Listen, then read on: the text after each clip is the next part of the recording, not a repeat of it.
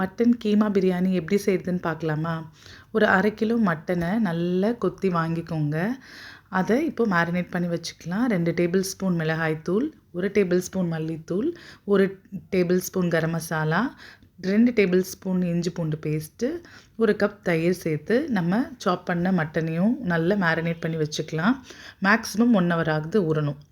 நல்லா மேரினேட் பண்ணிவிட்டு இதில் தேவையான அளவு உப்பு போட்டுக்கோங்க. பிரியாணிக்கு தனியாக உப்பு போட்டுக்கலாம்.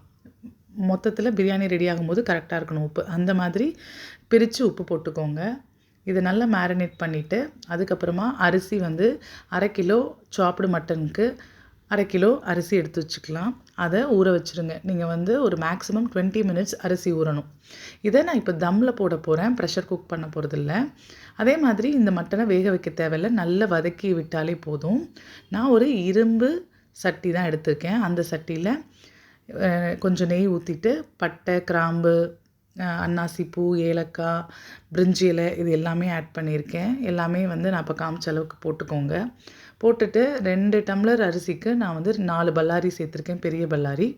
அதை நீல வாக்கில் கட் பண்ணி சேர்த்துட்டு 1 டம்ளருக்கு 2 மிளகாய் போடலாம், பச்சை மிளகாய். நான் 2 டம்ளர்னால 4 பச்சை மிளகாய். ஸோ 4 பல்லாரி 4 பச்சை மிளகாவை இதில் கட் பண்ணி ஆட் பண்ணிட்டேன். கொஞ்சமாக உப்பு சேர்த்து நல்லா வதக்கிக்கோங்க. உப்பு ஏன் சேர்க்குறோன்னா வெங்காயம் நல்லா வதங்கிடும். இப்போது இதுலேயும் இஞ்சி பூண்டு பேஸ்ட் சேர்த்துக்கலாம். ஒரு 1 டேபிள் ஸ்பூன் சேர்த்துக்கோங்க. அதையும் நல்லா வதக்கிக்கோங்க. நல்லா வதங்கினதுக்கப்புறமா ஒரு 3 தக்காளியை நல்லா அரைச்சி இதில் நம்ம சேர்த்துக்கலாம். அதையும் நல்லா வதக்கிக்கலாம். இந்த கீமா பிரியாணிக்கு இந்த மசாலா ரெடி பண்ண போகிறது தான் வந்து ரொம்ப நல்ல டேஸ்ட்டு. இது நல்லா வதங்கினதுக்கப்புறமா திரும்ப என்ன பண்ணணுன்னா, ஒரு கைப்பிடி கொத்தமல்லி, ஒரு கைப்பிடி புதினா, இது 2யும் எடுத்துகிட்டு ஒரு மிக்ஸி ஜாரில் போட்டு அதையும் நல்ல பேஸ்ட்டாக அரைச்சி அதை தான் நம்ம இதில் சேர்க்க போகிறோம். அதையும் சேர்த்து நல்லா வதக்கணும். நல்லா வதக்கிட்டு நம்ம இந்த சாப்டு மட்டனை இதில் சேர்த்துக்கலாம். நம்ம சாப்டு மட்டனில் மிளகாத்தூள் எல்லாமே நம்ம தேவையானது இதில் சேர்த்துட்டோம். ஸோ இதை நல்லா வதக்கிட்டு கீமாவை சேர்த்துடலாம். நல்லா ஊறிடுச்சு பாருங்கள். நல்லா அது கொஞ்சம் தண்ணி விட்டுருக்கு. கீமாவும் தண்ணி விடும். நல்லா சுருள கிண்டணும். இப்போவும் நம்ம அடுப்பில் வந்து கீமாவை சேர்த்த உடனேவே கொஞ்சம் தண்ணி விட ஆரம்பிக்கும். நல்லா தண்ணி விட்டு அந்த தண்ணி ட்ரை ஆகிற வரைக்கும் நல்லா வேகட்டும்.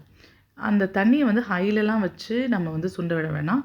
சிம்லேயே வச்சு நம்ம சுண்ட விட்டோன்னா அந்த மசாலாவில் நல்லா பைண்ட் ஆகும். மிளகாத்தூள், மல்லித்தூள், கரம் மசாலா, பிரியாணி மசாலா சேர்த்துக்கோங்க. கரம் மசாலா, பிரியாணி மசாலா இருந்தால் பிரியாணி மசாலா சேர்த்துக்கோங்க. லெமனை புழிஞ்சு விட்டுருக்கேன். ஒரு 1/2 லெமன் சேர்த்தா போதும். அவங்கவுங்க புளிப்புக்கு தகுந்த மாதிரி சேர்த்துக்கோங்க. சேர்த்துட்டு இப்போது இதுக்கு தேவையான அளவு தண்ணி, நான் தம்மில் போடுறதுனால 1 டம்ளருக்கு 2 டம்ளர் தண்ணி சேர்க்குறேன். இதே ப்ரெஷர் குக் பண்ணுறவங்களா இருந்தால் 1 டம்ளர் அரிசிக்கு ஜீரக சம்பா ரைஸோ இல்லை 24 கேரட்டோ இருந்தோ 1.5 டம்ளர் சேர்க்கணும். பாஸ்மதி ரைஸாக இருந்தால் 1.25 சேர்க்கணும். நம்ம தம் பிரியாணிங்கிறதுனால 1 டம்ளருக்கு 2 டம்ளர் தண்ணி ஆட் பண்ணிவிட்டு நல்லா கொதிக்க விட்டுட்டு இந்த ஸ்டேஜில் நம்ம ஊற வச்சுருக்க அரிசியை சேர்த்துடலாம்.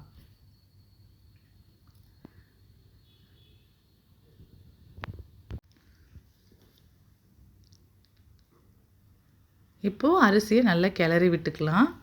நமக்கு அரிசியும் அந்த தண்ணியும் ஒரே சம அளவு வர்ற வரைக்கும் நம்ம வந்து ஓப்பன் பண்ணி கிளறி விட்டுக்கிட்டே இருக்கலாம். ஒன்ஸ் வந்து தண்ணி வந்து சம அளவு வந்துருச்சு அப்படின்னா நம்ம தோசை தவாவை போட்டு நம்ம அந்த சட்டியை மேலே ஏற்றிடணும். பாருங்கள், இந்த ஸ்டேஜில் ஈக்குவலாக இருக்குல்ல, இந்த ஸ்டேஜில் தான் தோசைக்கல் மேலே வச்சிடணும். இதுக்கப்புறம் ஒன்ஸ் கிளறி விட்டீங்க அப்படின்னா அதுக்கப்புறம் மூடி போட்டுட்டு ஒரு 10லேருந்து 15 நிமிஷம் அப்படியே க்ளோஸ் பண்ணி வச்சிடணும். அப்போது நல்லா வந்து அரிசி புழுங்கி வந்துடும். இப்போது மூடி வச்சிடலாம். ஒரு 10 மினிட்ஸ் to 15 மினிட்ஸ் கழித்து நம்ம ஓப்பன் பண்ணோன்னா தண்ணி எல்லாமே ட்ரை ஆகிடும். நமக்கு கரெக்டான கன்சிஸ்டன்சியில் ரைஸ் வந்துருச்சு. இன்னும் உதிரி உதிரியாக வரணும் அப்படின்னா இந்த ஸ்டேஜில் நம்ம நெய் சேர்த்துடணும். நெய் வந்து இந்த ஸ்டேஜில் சேர்த்துட்டிங்க அப்படின்னா நமக்கு கொஞ்ச நேரம் இன்னும் ஒரு 10 நிமிஷம் நம்ம வச்சுருந்தாலும் அரிசி பெருசாக குழஞ்சிராது. ஸோ நீங்கள் நெய் சேர்த்த உடனேவே அரிசி வந்து சேம் கன்சிஸ்டன்சியை மெயின்டைன் பண்ணிடும்.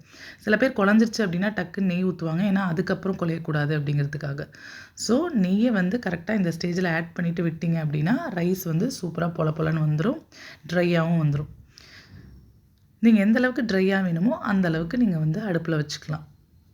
பாருங்கள், சூப்பராக கீமா பிரியாணி ரெடி ஆகிடுச்சு. மட்டன் பிடிக்காதவங்களுக்கு கூட இந்த மாதிரி கீமா செஞ்சு கொடுத்தீங்கன்னா உள்ளே இருக்கிறதே தெரியாது, சூப்பராக சாப்பிட்ருவாங்க. கண்டிப்பாக ட்ரை பண்ணி பார்த்துட்டு கமெண்ட்டில் சொல்லுங்கள் எப்படி வந்துச்சுன்ட்டு. உங்களுக்கு இந்த வீடியோ யூஸ்ஃபுல்லாக இருந்துச்சு அப்படின்னா ஃபாலோ பண்ணிக்கோங்க.